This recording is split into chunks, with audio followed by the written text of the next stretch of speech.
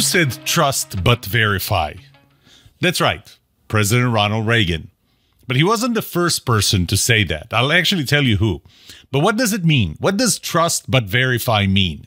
In this episode, I'll provide a few perspectives on this phrase from both sides, and I'll let you be the judge. If you trust, should you also verify? By verifying, does it mean that you don't trust? And what's the impact? This should be interesting. So without further ado, let's start right after this.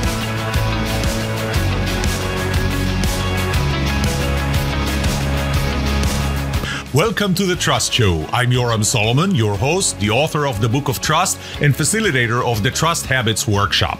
My mission is simple. I want to help you form habits that build your trustworthiness, because the answer to this question will have the biggest impact on your personal and professional success or failure. Can I trust you?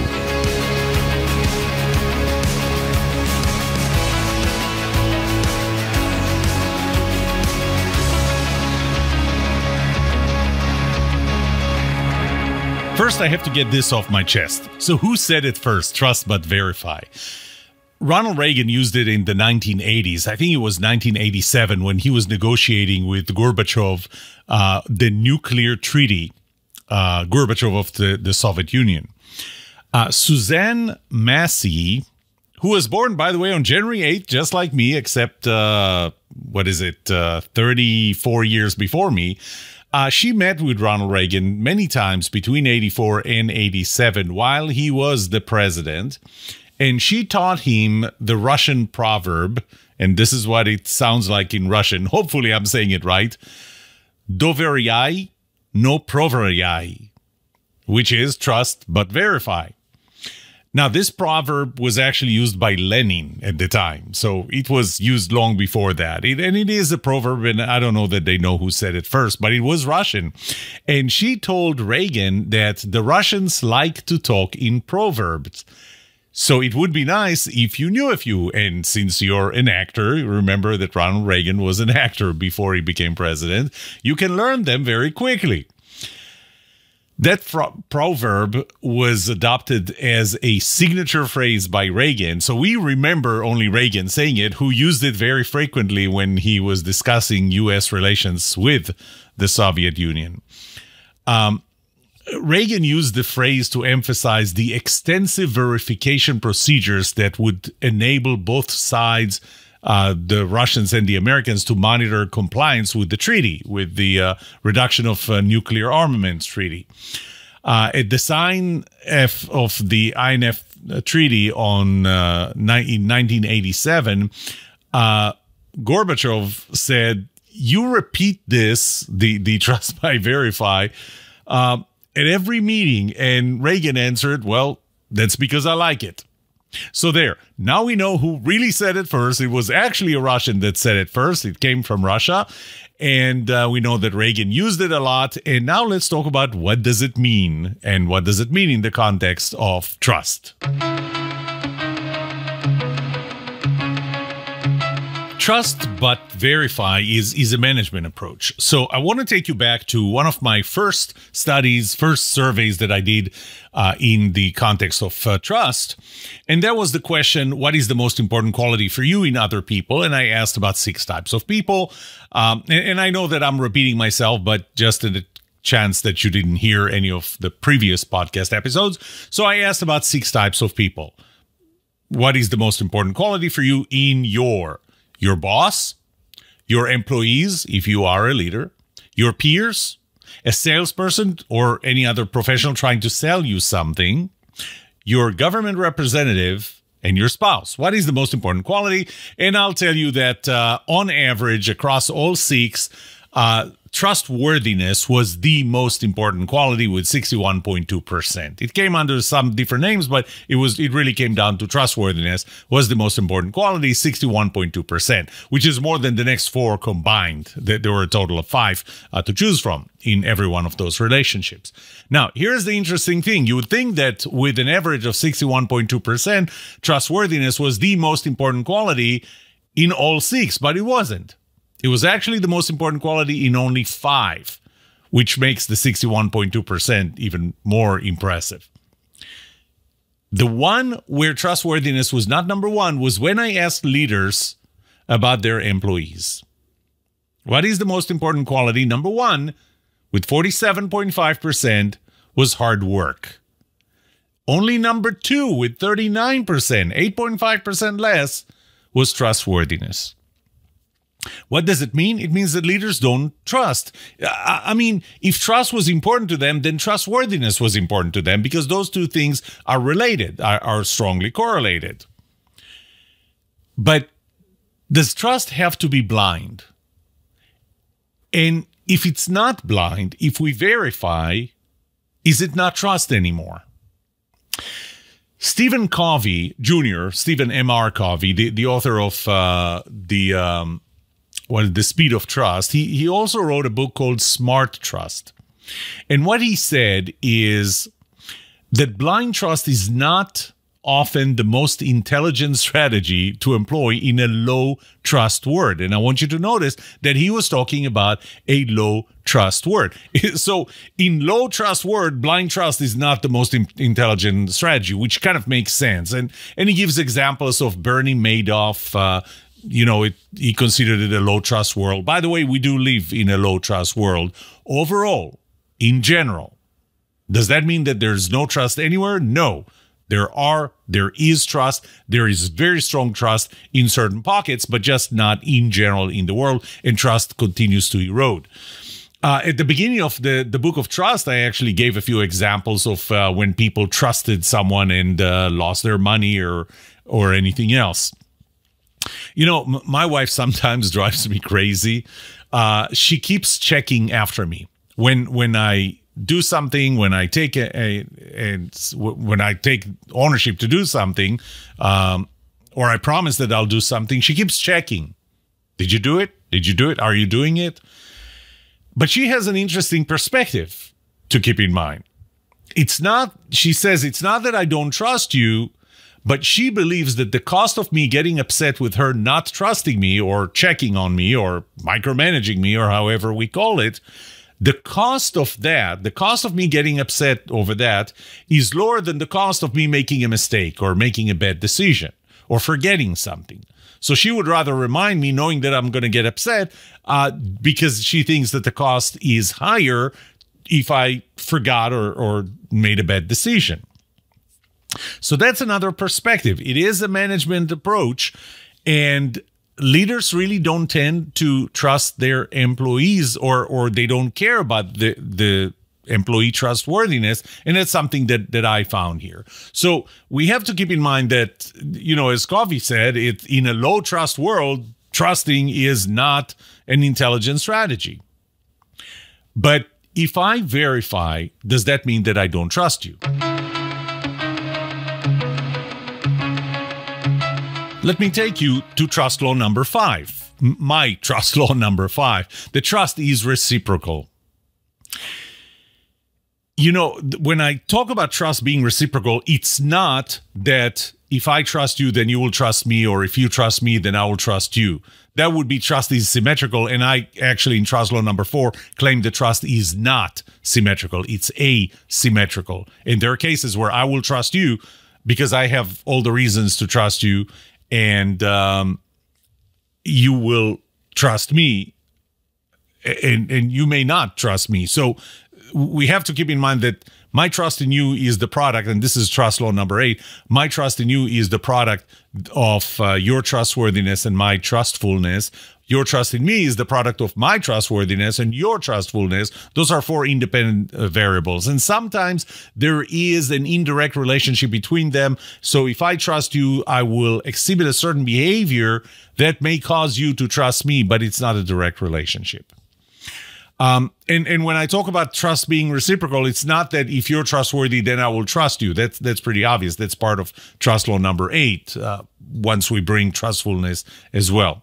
Here is what I mean when I say trust is reciprocal. If I trust you and I show you that I trust you, and showing you is an important part of it, then you will behave in a more trustworthy way. Why? Think about that.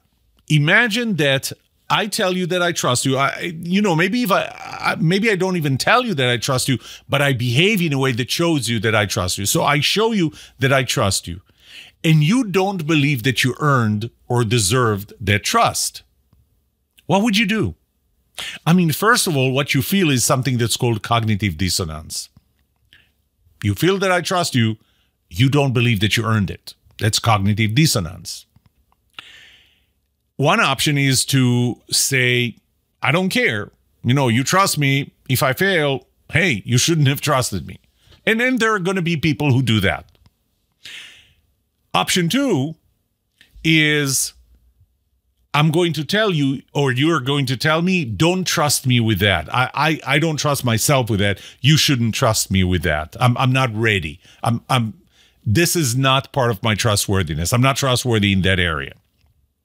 That's option 2. Option 3, which happens more often than not, is you're going to take the trust that I have in you, and it's going to increase your trustworthiness. You're going to work hard to earn that trust because we enjoy trust. Being trusted increases your job satisfaction, your happiness at work, a lot of other good things for you personally. So you like the fact that I trust you, but you know that that trust is going to go away if you don't earn or show that you deserve that trust, if you don't justify that trust. So that's the cognitive dissonance. Unfortunately, it works the other way around too. If I don't trust you, if I distrust you, or even if I trust you, but I just don't show you that I trust you, so you may think that I distrust you, you will behave in an untrustworthy way. Because otherwise, what's the point? What's the point in you being trustworthy if I don't extend trust to you? So you're going to go, well, you don't trust me, then there's absolutely no reason why I would do things to earn that trust. Although there are going to be people who say, you don't trust me, I'm going to show you, I'm going to prove to you. But in general, we just say, what's the point? So here's the question.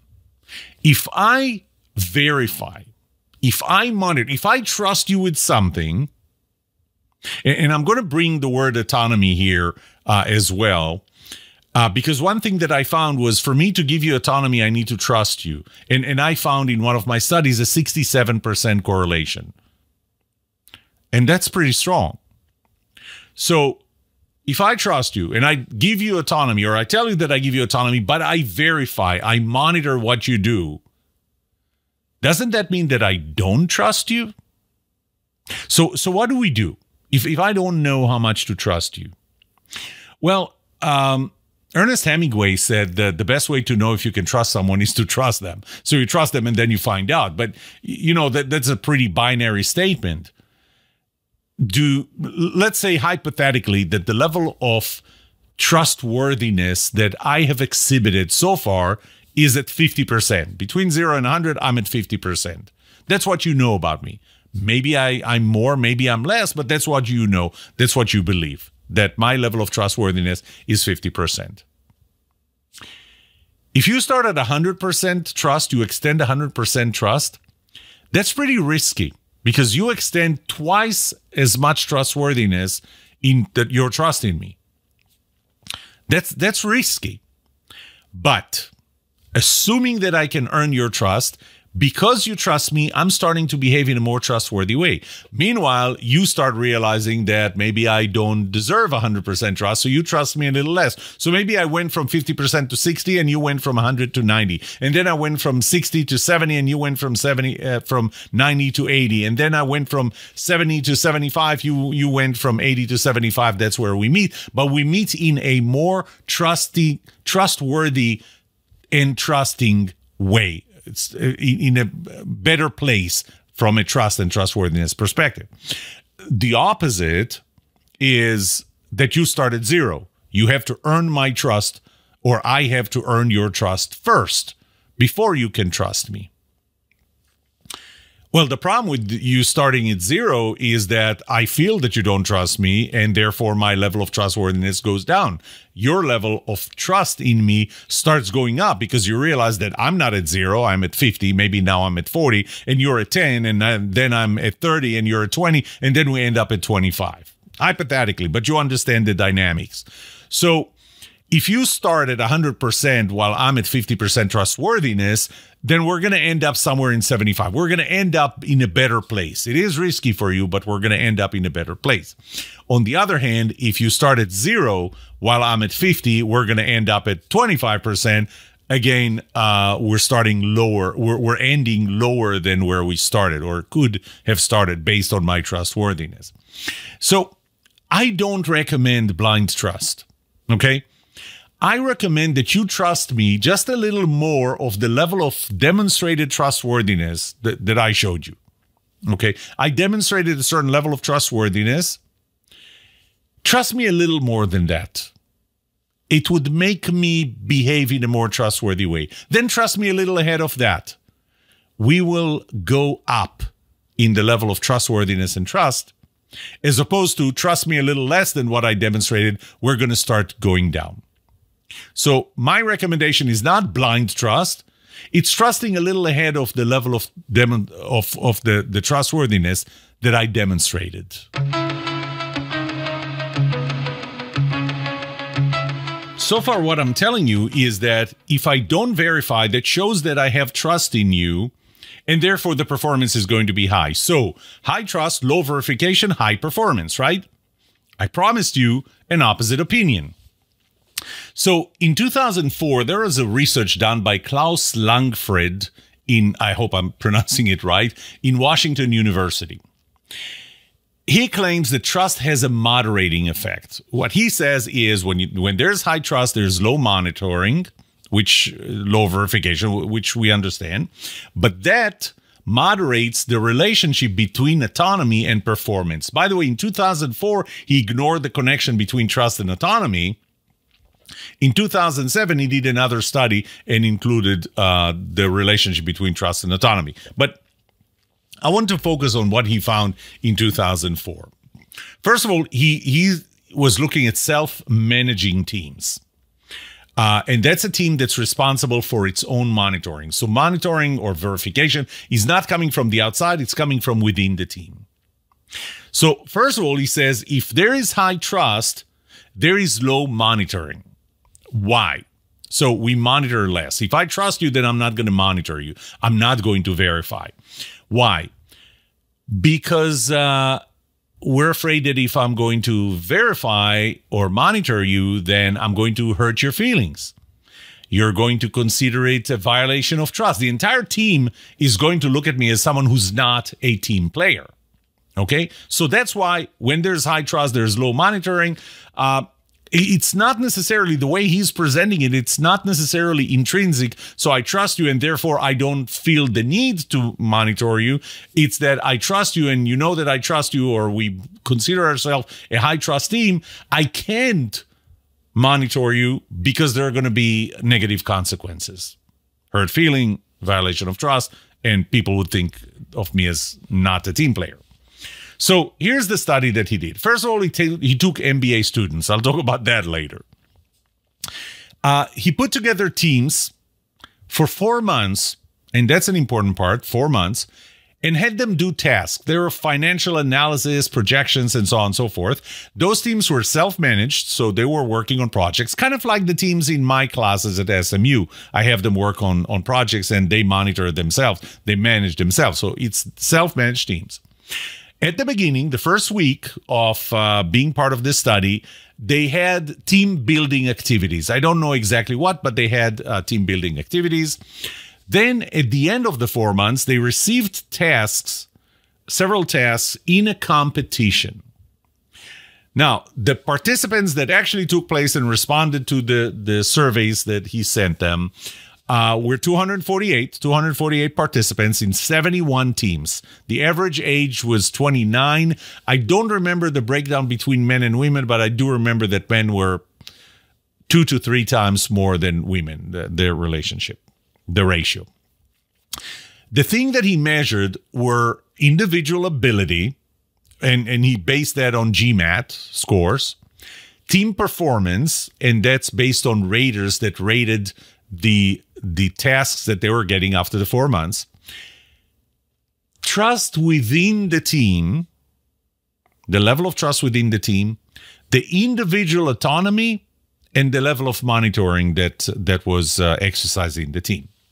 Now, his first hypothesis was that the relationship between the level of trust within the team and the amount of monitoring will be negative and even nonlinear, and he proved that right.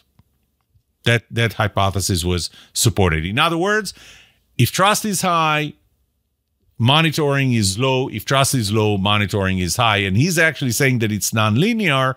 What he showed in the graph that he showed at the end was, as a result, he showed that initially, as trust goes up, when trust is still low, but initially when it goes up, the level of monitoring actually doesn't go down, but it actually starts going down faster and faster as the level of trust goes up. So it's not exactly linear. Doesn't matter that much. His second hypothesis was that individual autonomy and monitoring will interact in a way that teams with high individual autonomy, so when members of the team gets high autonomy, and low monitoring, it's important to know that those two conditions have to exist, high autonomy and low monitoring, will have low performance than teams with high autonomy and high monitoring. And he proved that right as well. By the way, how did he measure individual autonomy? There are 3 items. In the team, I decide how to do my own work. And then on team projects, I control the scheduling of my work. And once the team decides what to do, I decide how to do my part. Okay, those are this is how he measured autonomy. How did he measure trust? We trust it with the 4 statements, and you have to say how much you agree or disagree with that. We trust each other a lot in my team. I know I can count on other team members. The other team members know that they can count on me. So it's kind of the 2 sides, to the directions of trust. I trust all of the other team members. So pretty much sentences like that. And then there were 4 different statements about the level of monitoring. So it helped him determine the level of monitoring. The conclusion. Here is the conclusion that he reached, and I'm using his words. In self-managed teams, the more team members trust each other, the less they choose to monitor one another. And when this condition is combined with high levels of individual autonomy, performance suffers. Well, I could leave it like that and say, this is what he reached, this is his research, and that's one opinion. But I want to point out a few things about that research. First of all, you know, he takes MBA students for this study. I get it. MBA students are easy to experiment on, but are they really representatives of people who work in organizations? Are they good representations of special forces teams? Are they good representation of a married couple? When there's a lot more at stake in all those contexts. So, you know, when you ask an MBA, a member of an MBA team who has only been exposed to the other members of the team for 4 months, and it's not like they were sleeping at the same place and eating together and everything together. No, it was one class that they were taking over a period of 4 months, and my guess is it's probably they were meeting once, maybe twice a week, because that's typically how it works, right? So can we really say that the level of trust was high there? My definition of trust includes a very important component. The last component is an expectation.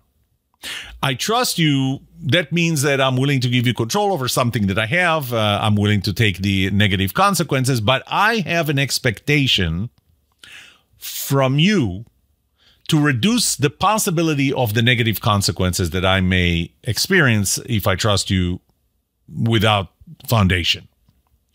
But in order for you to meet that expectation, you have to be willing to do it. You have to be capable of doing it. And you have to know that I trust you. And also you have to know with what do I trust you, and also how much do I trust you.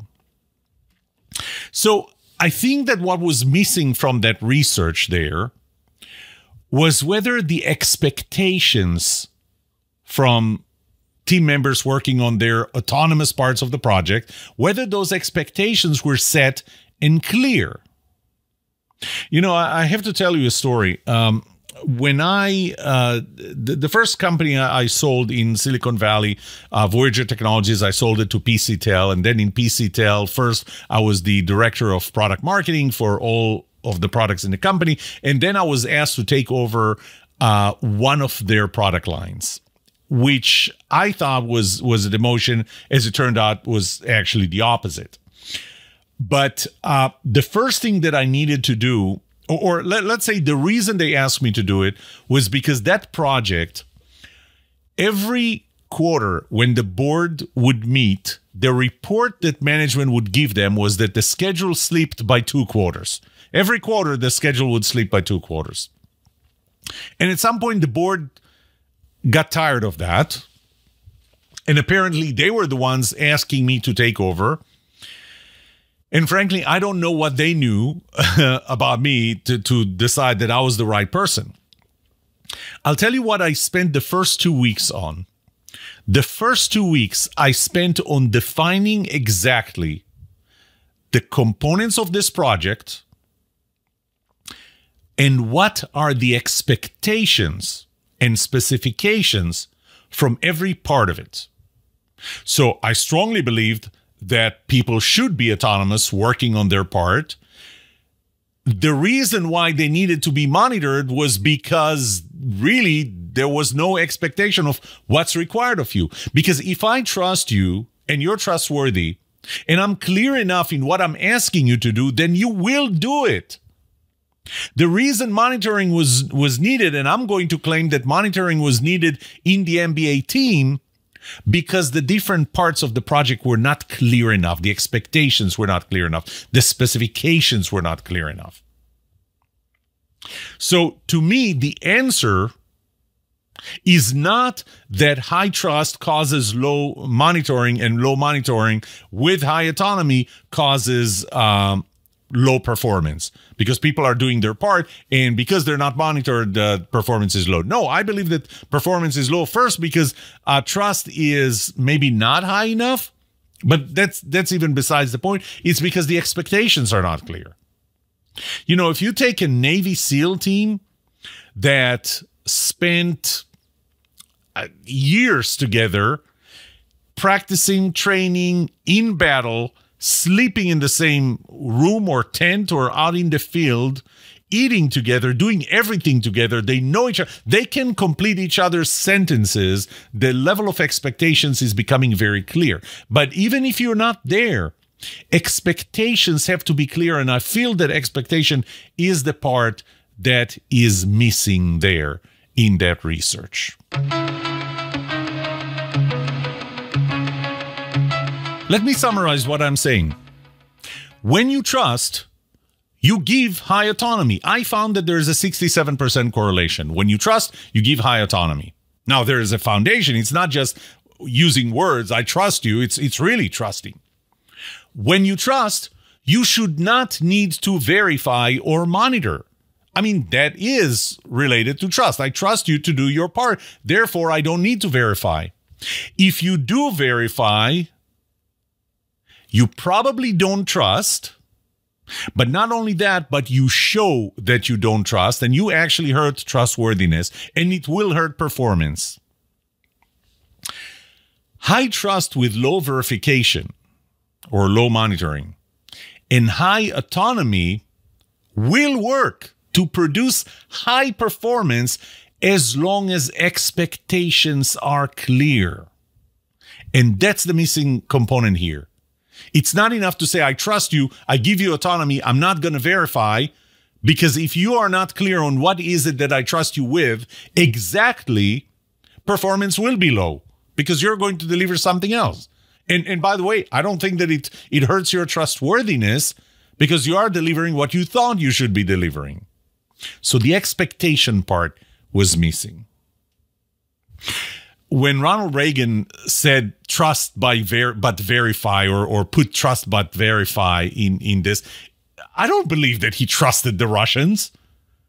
And I can't blame him. I mean, we're just at the end of the Cold War, where the two nations were essentially at war with one another. I wouldn't trust them. He didn't trust them. So when he used the word trust, it was really just for show. What he really meant is, you do your thing, we'll do our thing, and we need to verify. There has to be a verification, but there was really low trust. It wasn't really trust but verify. So trust but verify really doesn't work. If you verify, then you don't trust. If you trust, you don't need to verify. The missing component here is expectation. This is the last episode of season 13. It's episode 12. There's not going to be a new episode next week. Remember that I'm taking a break every quarter. The first episode of season 14 will air on July 2nd. That's it for today. May trust be with you. This was The Trust Show.